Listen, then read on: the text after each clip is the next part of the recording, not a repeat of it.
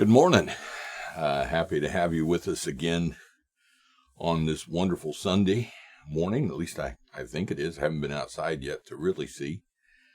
But trust that you have a blessed Lord's Day, and I trust that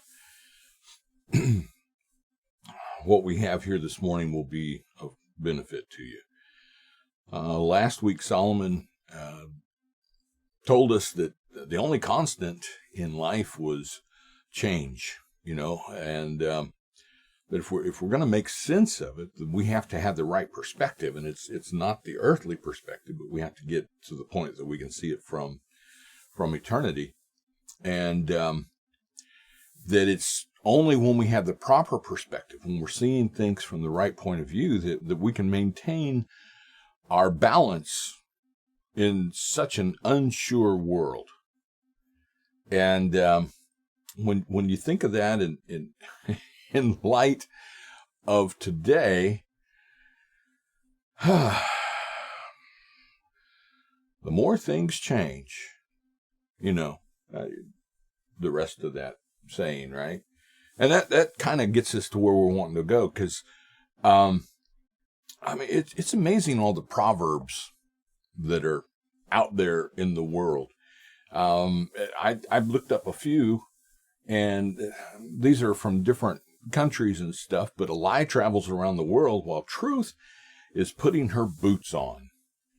And experience is a comb which nature gives us when we're bald. If you marry a monkey for his wealth, the money goes, and the monkey remains as is. I forget where that one come from, but a lot of sense there. Never let your feet run faster than your shoes. I think it's an English proverb, maybe. And tomorrow is often the busiest day of the week. And that one was a Spanish proverb. And when two dogs fight over a bone, the third one carries it away. We've seen that in society, haven't we? But all of those, anytime you have these kind of proverbs, there's at least a kernel of truth in these things, and it's observed over a period of time, and these things kind of develop from it. And people have been collecting them for centuries. Of course, we have in our Bible, we have the book of Proverbs, and David and Solomon and some of the other people that are in the Bible were the ones that collected these things together, and it became a book of advice on how to live. And but they weren't the only ones that did this. Other cultures did it as well. And there's another collection called the Delphic Maxims. You ever heard of that? The Delphic Maxims. And these were engraved on the Temple of Apollo in Delphi, which is kind of an interesting place anyway. But it was built around 4th century BC. And there's 147 of them that were engraved on the temple.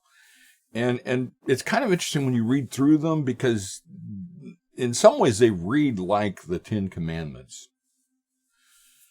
All of them have a moral foundation behind them. And some of them are pretty well known. One of them that I think's gotten into Shakespeare in different situations is "Know thyself." And if you're going to get anywhere in the world, first person you have to really know is you. That's a given. It's one of those things. It's great advice. But there's another one that has special significance, and especially for us today, as we look at what Solomon's writing here. And this is nothing to excess. Now, later, Aristotle would take the Delphic Maxims and he would develop it into a philosophy that included what he called the golden mean, or the golden middle, would be probably a more of a modern English translation of that. And what it does is it describes the perfect place between two extremes. So if you had a line graph, so you get a line, and then on the one end is one extreme, and then on the other end is the other extreme. So you're wanting to find someplace right in the middle. So say like if recklessness was on the one extreme, and where people just don't take any concern for themselves or their bodies or anything like that. And then on the other end, you would have cowardice, where the person just sits in the corner and barricades them in, is afraid of everything, including their own shadow, all of that. Well, somewhere in the middle is the perfect spot, and that's courage. Because courage, you can have fear, but you face your fears and you go ahead and take care of what needs to be done. And that is the major focus of courage. And people are going to fall somewhere on this line. Some are going to be way over in the reckless side. Some of them are going to be way over on the the cowardice side. And quite a few people end up being in the courage place as well. And that's important. That's vital that they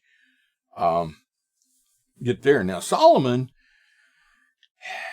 in all these things, is looking for the golden mean.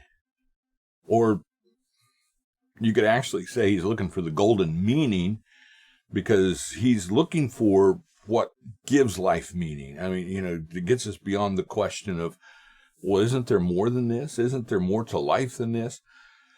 But the problem with Solomon in Ecclesiastes is even though he mentions God from time to time, he's kind of doing things from the standpoint of a practical atheist. I don't know if this is because of all the influence of all of his different wives and the gods that they brought in, that he's gotten to the place that he really doesn't give the true God, Jehovah, the proper place in his life. Thou shalt have no other gods before me. But somehow or another, he's lost sight of this and lost his wisdom along with it to a great extent, I think. But he's looking for this golden mean, and that's what we find in chapter 4. As we look at verses 1 through 8, that's going to be the basis of what we're looking at today. We're not going to look at all the verses. 1 through 3 is dealing with the oppression and all of that, but 4 through 8 actually gives us the cause of that and where all the evil dwells. And so if you look at verse 4, it says, "Then I saw that all toil and skill in work come from man's envy of his neighbor. This also is vanity and a striving after the wind. The fool folds his hands and eats his own flesh. Better is a handful of quietness than 2 hands full of toil and a striving after the wind. Again, I saw vanity under the sun.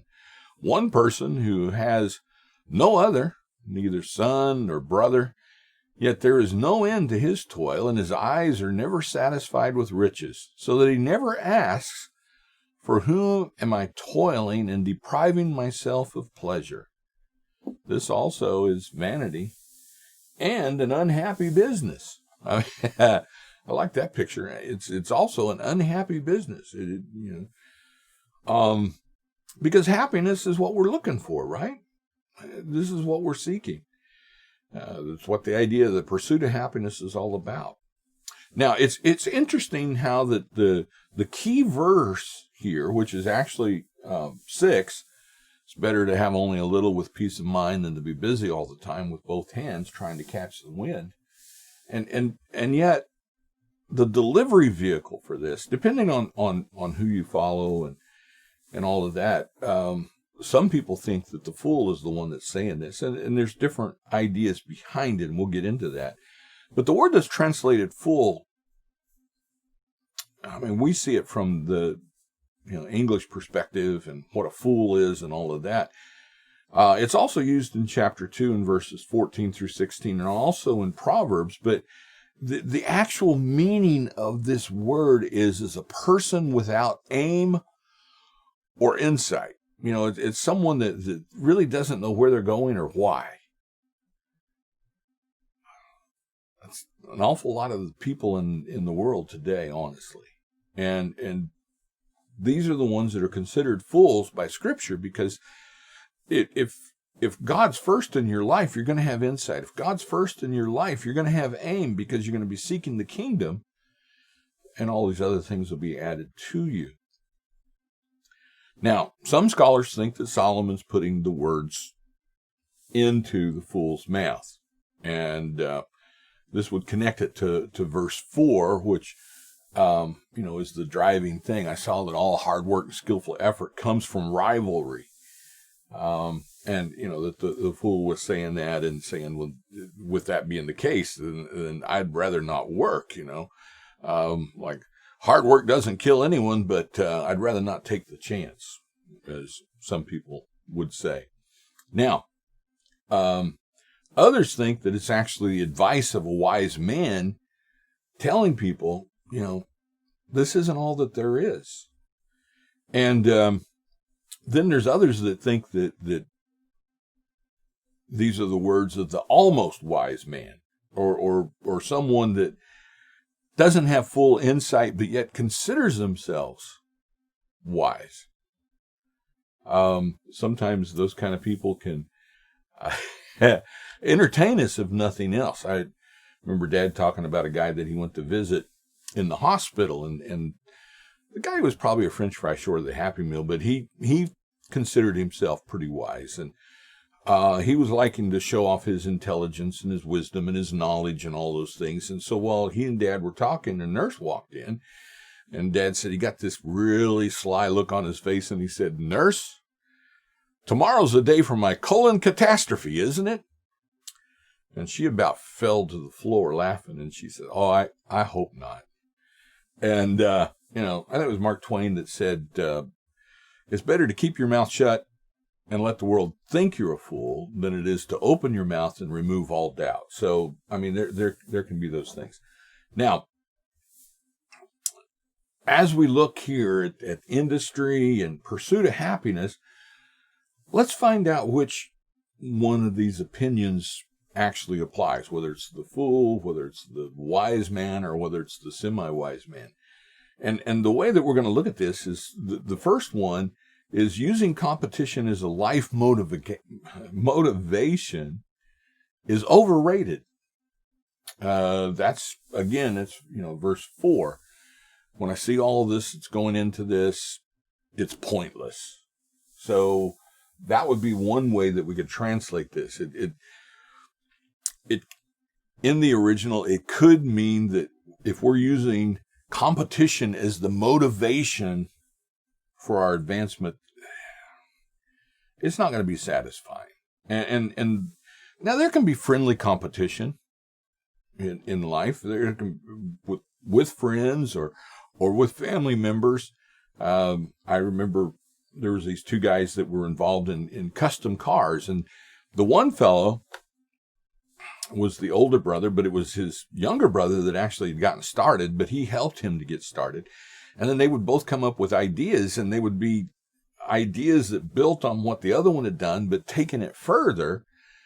And when they would come up with the ideas, the other one would help them. And there was some friendly rivalry between them, but there was also a lot of cooperation. In doing that, they were able to build a business and advance the brand higher than anyone else in their area, because they were constantly coming up with new ideas to top the ideas that their sibling had, but working together to bring those things to pass. And that kind of competition, that's okay. But we've all heard of keeping up with the Joneses, right? And that that's when it's not good.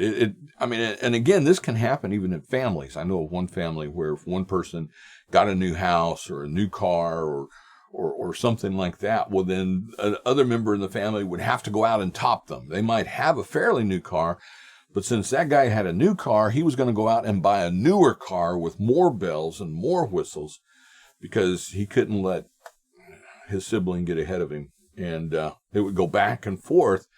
And that doesn't create good feelings, and it doesn't accomplish anything. There's also, I don't know how you consider your job and the work that you do, but, a lot of people talk about the rat race. The problem with that is if you win the rat race, you're still a rat, right? So that's not the best picture. There's those that consider life to be a battle. And, you might say, well, yeah, but Brother Dylan, it says that in Scripture. Yeah, but it's not battling all the other people around you. It's battling Satan. And so we got to keep our focus. We got to keep our focus. There's people that have said, well, remember, life is a race. And again, that's scriptural, but it's not talking about the way that a lot of people do. And it's if you don't run fast, you'll get trampled. That's not scriptural. And of course, there's, the big idea, he who dies with the most toys wins. And that, some people look at that and that's just a symptom of our society and the consumerism that we have. And that's true to a certain extent. Marty Seligman is a professor of psychology at the University of Pennsylvania, and he did a study on depression. And in his study, and I know there's chemical imbalances and those kind of things, but he said that people that were born after 1945 are 10 times more likely to suffer from depression than those that were born before 1945. And the interesting thing is that we have things better. We have advances in our homes, we have nicer cars, and we have lots more stuff than those people did because they couldn't afford it. They'd come through the Depression and all that kind of stuff. And then he said primitive cultures also are different. And when he says primitive cultures, the first thing I'm thinking when I'm reading it, the natives down in the rainforest of Brazil. But no, he's talking about like the Amish, which they're not really primitive. They're just living from a different perspective. But when he studied their community, it come out that there was 1/5 the rate of depression in them as there is in regular society. And as he was looking at all this and discounting the chemical imbalances and stuff, that a lot of it has to do with being self-centered. It has to do with getting what we want and then finding out that what we wanted was not what we want, that there's got to be something else. And so it's something that continuously drives us. And one of the things that helps to drive that, of course, is advertising. I mean, we're constantly bombarded with this stuff. And especially on the internet, there's cookies on all the sites that you land. And so then they target the ads that you get so that they're right to you. When I was looking for a new camera to do this kind of thing, I searched different camera sites and all that. Well, I'm still getting bombarded with camera ads because the internet thinks that I should go buy another one, I guess, or something. But they tell us that the average American is exposed to 5,000 advertisements in a day, and that's billboards and magazines and the whole 9 yards. But the problem is that we end up being slowly consumed by the monster of more, the gimme thing. So using competition as a life motivation is overrated because it's not going to bring happiness. But using envy as a life motivation is even worse. And it's done it. And again, we go back to this verse, hard work and skillful effort comes from rivalry. And it can be translated in such a way that it's saying that envy is the cause, or is the motivation of advancement. And Solomon's probably thinking of this way because of the fact that he doesn't really leave room for God to be the motivating factor in our lives and the afterlife and all of those kind of things. He was the original Sadducee, But the problem is that envy doesn't always lead to advancement. And in fact, a lot of times it doesn't motivate to advancement. All we have to do is look around in society today, and we find that a lot of times what envy motivates to is destruction. It's always attempts to pull the successful back down to our level, rather than getting everybody to be motivated to succeed and be at the top. It's like, no, I don't want to do that, but I don't want them doing it either. So bring them down to where I am. So let's everybody be miserable. That's better than everybody being happy, And it's amazing because a lot of times they look at those around them and they see the advancement that they have, and they come to two basic conclusions. Either it was luck or it was privilege. And they feel like that they've missed out on both. And this isn't just today's society. This is something that's been going on for centuries. Back in 1503, Julius II became Pope of the Roman Catholic Church. And so one of the things that he wanted to do was to beautify the Vatican. And so he brought Michelangelo in to paint the Sistine Chapel, the ceiling. Michelangelo didn't really want to do that because he considered himself more a sculptor than a painter, but the Pope got what he wanted. And so for a number of years, he had to lay on his back to do all that kind of stuff. Now, shortly afterward, the Pope also commissioned Raphael to do some painting in the papal study. Now, Raphael was younger. He was like 8 years younger. He had started as a master painter at an early age, 17. And by 20, he was on his own, but he came to Florence, and then he studied under Leonardo da Vinci. He studied under Michelangelo. He studied under some of the others that were there. And so he was good, but a rivalry developed between the two of them. And later, Michelangelo would say that everything that Raphael knew about art, he learned from me. And Raphael probably had something to say about that as well. And it wasn't true because he'd learned from all kinds of people.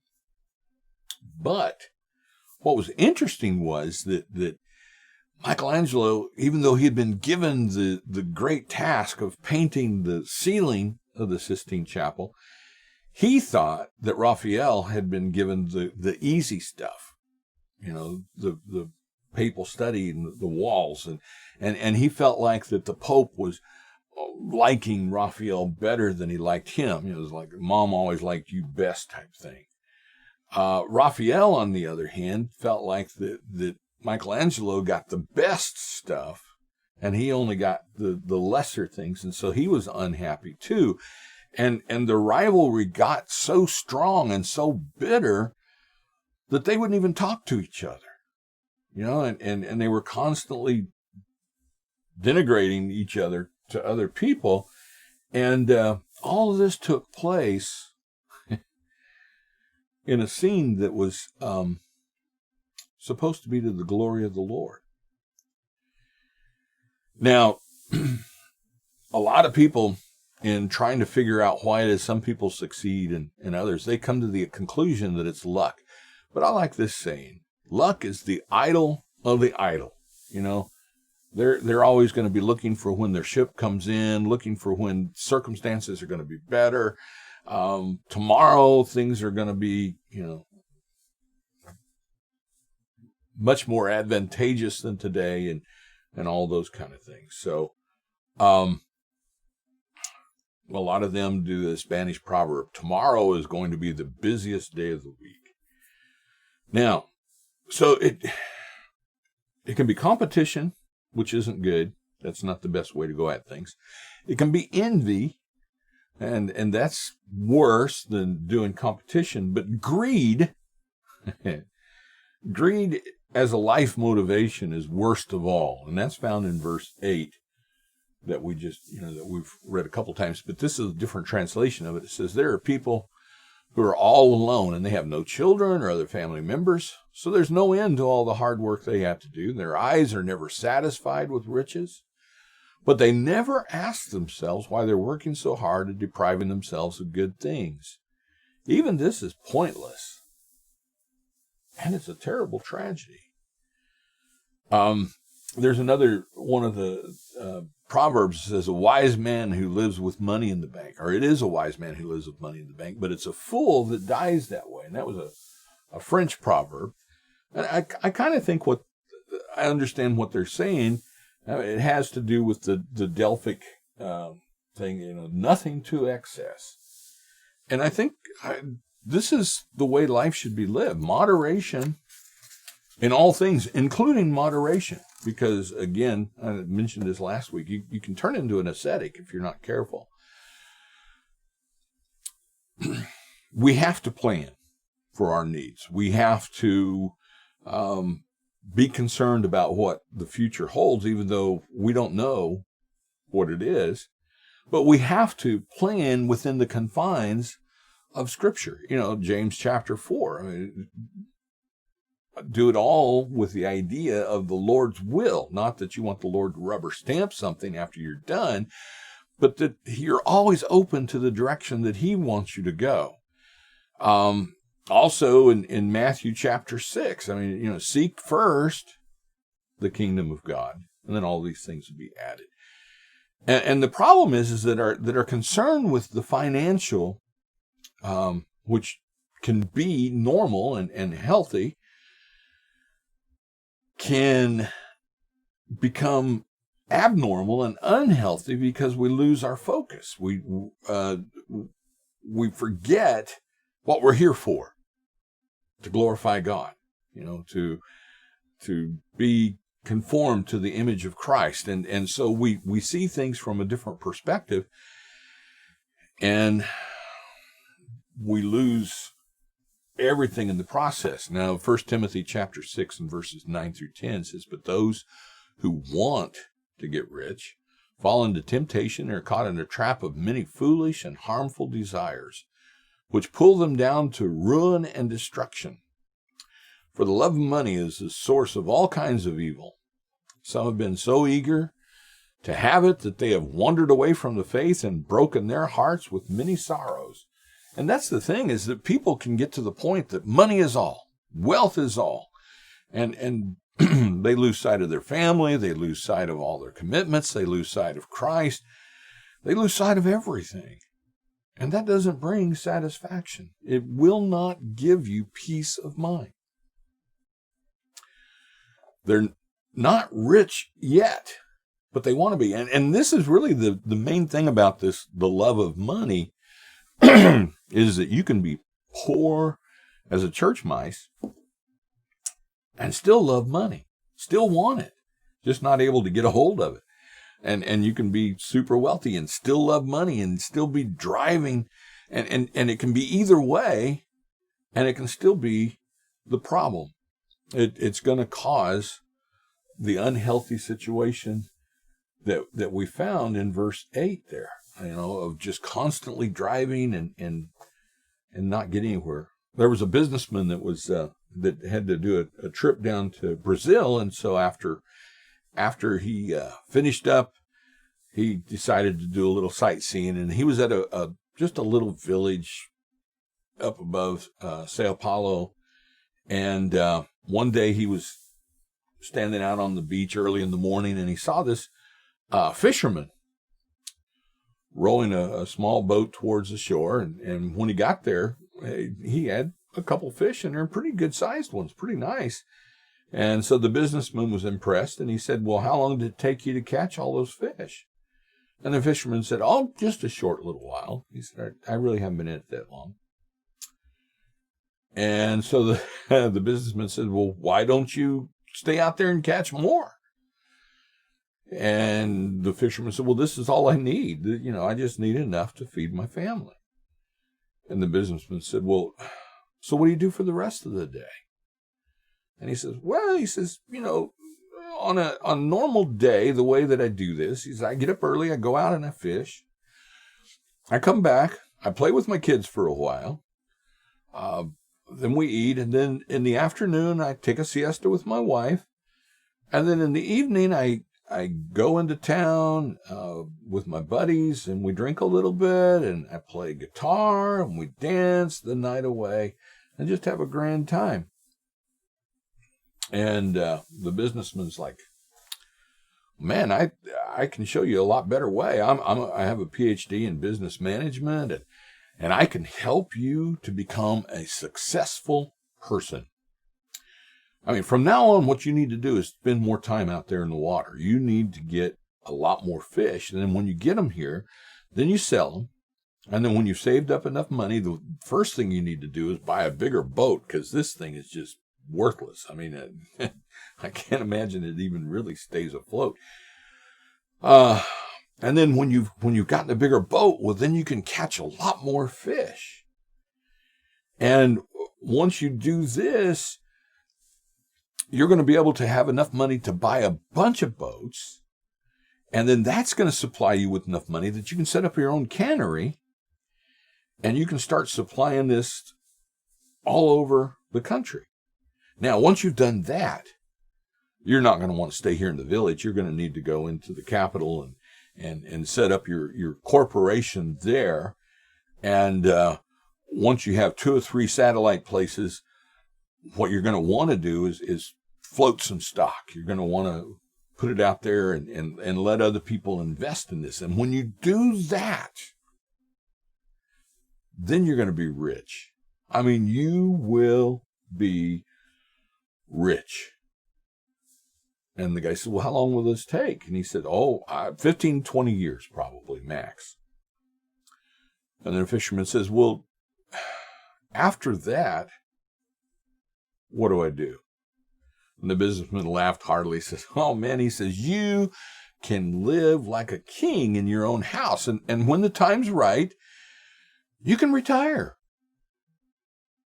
And he says, well, after that, what? Well, you can find you a little fishing village to settle in. And if you want, in the morning, you can go out and catch a few little fish to take care of your family. And then you'll have time, to play with your kids. And if you want, you could take a siesta in the afternoon with your wife. And of an evening, you can go meet with your buddies at the bar and just have a grand time.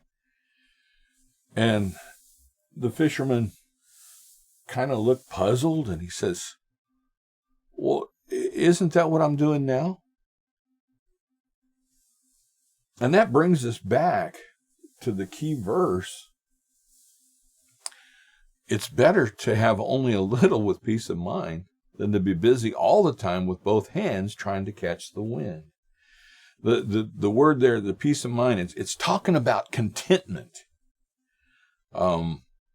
Porter Wagner years ago had a song called "The Satisfied Mind." Look it up. It's got some fantastic words to it. And he actually even had it put on his tombstone. But the two-fisted competition, whether it's being driven by rivalry, because you're envious, or being driven by rivalry or whatever because you're competitive, or it's just because you're greedy, any of those are not going to be satisfactory. You're always going to be looking for more. And later on, Solomon says, in chapter 5, verse 10, if you love money, you'll never be satisfied. If you long to be rich, you'll never get all that you want. It's useless. And in the New Testament, Paul, writing to Timothy, basically says the same thing. That's in 1 Timothy 6:6. But godliness with contentment is great gain. So it's looking at it from the other perspective. And again, this brings us back to the key for the whole book. John 10:10. I've come that they might have life. They might have it more abundantly. It isn't in the things that we have. It isn't in the money that we accumulate. None of these things are really going to satisfy. None of these are going to bring happiness. It's having the contented mind. And the only place that we can really have a contented mind is through Christ Jesus and in the relationship that we have with God. So there's where the focus is. It's better to have peace of mind than it is to be constantly grasping for everything out there. All right. Well, thank you for your time, and I trust that this will have been a blessing to you, and we'll look forward to seeing you again Wednesday as we pick up our study in Philemon and consider what's going on there between Paul and his protege.